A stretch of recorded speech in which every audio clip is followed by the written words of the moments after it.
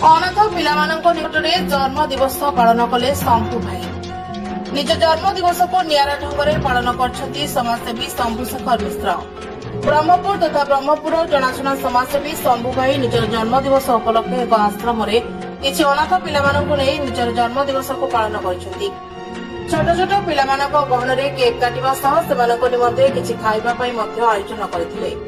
से ई समाज सेवा करबा कथा निजे जेजे बापा एवं बापा को अनुसरण रे करथिबा से कहछंती। से एहिपरि कार्य करथिबारु बहु लोक एवं समाज रे मध्य तांको लोके प्रशंसा करछंती।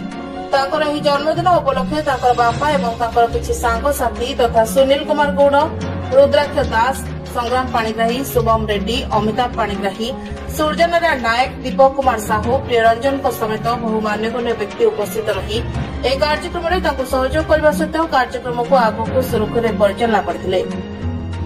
शंभु भाई कहवा अनुसार प्रत्येक वर्ष एहिपरि भाबरे निजर जन्म दिवस को किछि गरीब लोकंक निकटरे पालन करि आस्तबा से कहछंती।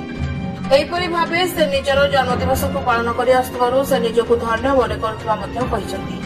ଏହି ଅବସରରେ ତାଙ୍କୁ ତାଙ୍କର ଜଣେ ବଡ଼ ଭାଇ କହ୍ନୈୟାଲାଲ ସାବତ ମଧ୍ୟ ବହୁତ ସାହାଯ୍ୟ କରିଛନ୍ତି ଏବଂ ଆଗକୁ ବଢ଼ିବା ପାଇଁ ପ୍ରେରଣା ଦେଉଥିବା ସେ ସୂଚନା ଦେଇଥିଲେ। ସମସ୍ତଙ୍କୁ ସର୍ବପ୍ରଥମେ ନମସ୍କାର। ଆଜି ସ୍ୱାଧୀନତା ଦିବସ ଉପଲକ୍ଷେ ସମସ୍ତଙ୍କୁ ହାର୍ଦ୍ଦିକ ଅଭିନନ୍ଦନ। ଆଜିର ଏହି ଦିନରେ ମୁଁ ଜନ୍ମଗ୍ରହଣ କରିଥିବାରୁ ମୋ ବାପା ମାଙ୍କୁ କୃତଜ୍ଞତା ଜ୍ଞାପନ କରିବା ସହିତ ନିଜକୁ ଧନ୍ୟ ମନେ କରୁଛି। आज मोर जन्मदिन उपलक्षे मु किछि छोट छोट पिला मानक निकटरे मोर एई दिवसटी को पालन करथिली एवं सेमानंकु किछि खाद्य बंटन करथिली। मु जेतु एक समाजसेवी परिवार रो आसुछि मोर बापा मांक ठारू एई शिक्षा मु शिखिछि जे समाज सेवा रे निजको जोग करिबा, समाज सेवा रे निजको विलीन करिबा। मो बापा विशेष करी मो बापा प्रेरणा रे मु आज यही स्थान रे पहुंची पारछि।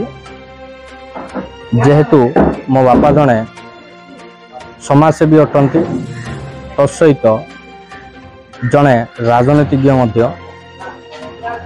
एही उपलक्षे मु मो बापा को मध्य धन्यवाद जनाउछि, कारण से तांकर सर्वसहमति मते प्रदान करिसंती। मते एहिपरि कार्य करिबा पई से बहुत आगो को आनिसंती। धन्यवाद।